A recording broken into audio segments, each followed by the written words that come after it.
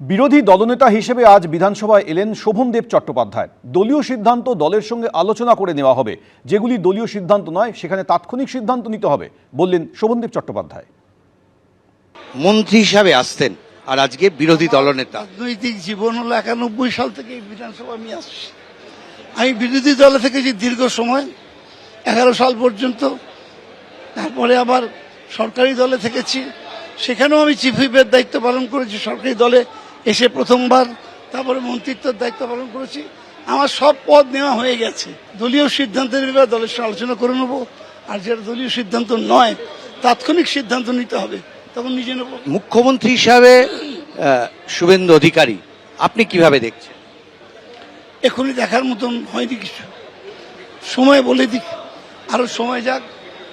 আমি একটা কথা বললাম, সেটা প্রয়োগ হলো কিনা অনেক ব্যাপার আছে। উইনস্টন চার্চিল বলেছিলেন, opposition must oppose, but that oppose must be constructive oppose. Naturally আমি ডিমান্ড করেছি যখন ওরা ছিল বিরোধী দলে, যে বিরোধী দল কোনো কনস্ট্রাকটিভ বিরোধিতা করে না, আমরা নিশ্চয়ই কনস্ট্রাকটিভ বিরোধিতা করার চেষ্টা করব।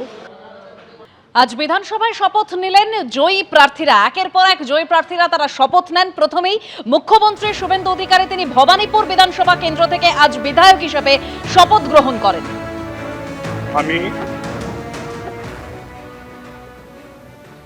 আমি শুভেন্দু অধিকারী পশ্চিমবঙ্গ বিধানসভায় সদস্য নির্বাচিত হইয়া ঈশ্বরের নামে শপথ করিতেছি যে বিধি দ্বারা স্থাপিত ভারতের সংবিধানের প্রতি আমি অকৃত্রিম নিষ্ঠা ও আনুগত্য পোষণ করিব। আমি ভারতের সার্বভৌমত্ব ও অখণ্ডতা রক্ষা করিব এবং যে কর্তব্যভার আমি গ্রহণ করিতে উদ্যত হইয়াছি তাহা নিষ্ঠাপূর্বক নির্বাহ করিব।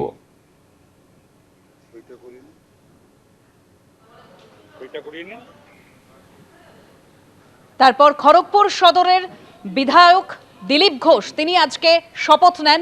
শুভেন্দু অধিকারীর পরেই তিনি আজকে বিধায়ক হিসেবে শপথ নেন বিধানসভায়। আমি শ্রী দিলীপ কুমার ঘোষ পশ্চিমবঙ্গ বিধানসভায় সদস্য নির্বাচিত হইয়া ঈশ্বরের নামে শপথ করিতেছি যে বিধি দ্বারা স্থাপিত ভারতের সংবিধানের প্রতি আমি অকৃত্রিম নিষ্ঠা ও আনুগত্য পোষণ করিব। আমি ভারতের সার্বভৌমত্ব ও অখণ্ডতা রক্ষা করিব এবং যে কর্তব্যভার আমি গ্রহণ করিতে উদ্যত হইয়াছি তাহা নিষ্ঠাপূর্বক নির্বাহ করিব।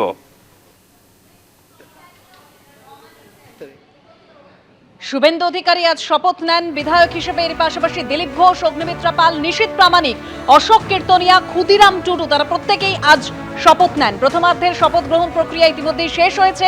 দ্বিতীয়ার্ধে আজ উত্তর 24 পরগনা, দক্ষিণ 24 পরগনা এবং নদিয়া জেলার যারা জয়ী প্রার্থীরা তারা শপথ নেবেন।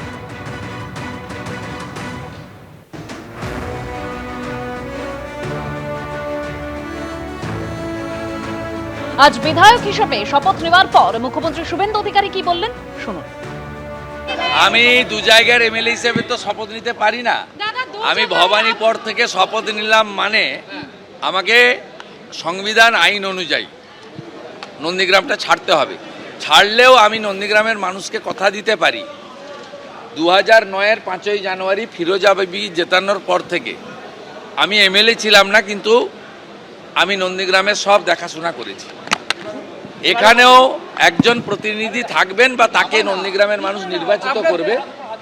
নন্দীগ্রামে বিধায়কের পরিষেবা থেকে শুরু করে আমি নির্বাচন চলাকালীন যে সমস্ত উন্নয়নের প্রতিশ্রুতি দিয়েছিলাম, আমি অন্য এলাকার উন্নয়নের সাথে সাথে নন্দীগ্রামে দেওয়া আমার কথাও আমি কার্যকর করব এবং নন্দীগ্রামের মানুষ তাদের আমি আগামী 5 বছর বুঝতে দেব না যে তাদের বিধায়ক শুভেন্দু অধিকারী নয়। দুপুরে নবান্নে মুখ্যমন্ত্রী শুভেন্দু অধিকারীর বৈঠক করার কথা রয়েছে। 41টি দপ্তরের সচিবদের নিয়ে বৈঠক করতে চলেছেন মুখ্যমন্ত্রী শুভেন্দু অধিকারী, যে বৈঠকে বিধায়করাও যোগ দেবেন বলে খবর পাওয়া যাচ্ছে। এই বৈঠকে কি নিয়ে আলোচনা হতে পারে, নবান্ন সূত্রে আর কি খবর, সরাসরি রুমা পাল রয়েছেন আমাদের প্রতিনিধি। রুমা, দেখো আর কিছুক্ষণের মধ্যে এই বৈঠক শুরু হবে এবং মুখ্যমন্ত্রী শুভেন্দু অধিকারী নবান্নে প্রবেশ করেছেন এবং ইতিমধ্যেই জানিয়ে রাখি নবান্ন সভাগৃহে কিন্তু এই বৈঠক হচ্ছে এবং সেই বৈঠকে কিন্তু যেমন 41টি দপ্তরের সচিবরা রয়েছেন এবং অবশ্যই সিনিয়র মোস্ট যারা আধিকারিকরা রয়েছেন, তার সঙ্গে পুলিশ প্রশাসন রয়েছেন, বেশ কিছু বিধায়ক রয়েছেন এবং সবথেকে বড় প্রশ্ন যে এখন মুখ্যমন্ত্রী চাইছেন যে প্রশাসনকে আরও চাঙ্গা করতে এবং প্রত্যেকটা দপ্তরে কি কাজ হয়েছে আগামী 6 মাসের মধ্যে সেই রূপরেখা কি সেই সমস্ত খতিয়ান কিন্তু তুলে ধরা হবে এবং এটাও ঠিক কোন খাতে কত খরচ হয়েছে, কত বরাদ্দ হয়েছে, কিভাবে উন্নয়ন হচ্ছে, শুধু উন্নয়ন পরিকাঠামো নয় তার সঙ্গে সঙ্গে আরও কি প্রয়োজন রয়েছে এবং কোথায় কি খামতি রয়েছে, সমস্ত কিছুই কিন্তু তথ্য নিয়ে আজকের এই বৈঠক হবে এবং সেই বৈঠক আর কিছুক্ষণের মধ্যেই শুরু হতে চলেছে এবং জানিয়ে রাখি একবার সেই চিত্রটা একবার দেখাবো। আমার সঙ্গে রয়েছেন ক্যামেরা পার্সন ভগবান শাহ, একবার দেখাচ্ছি।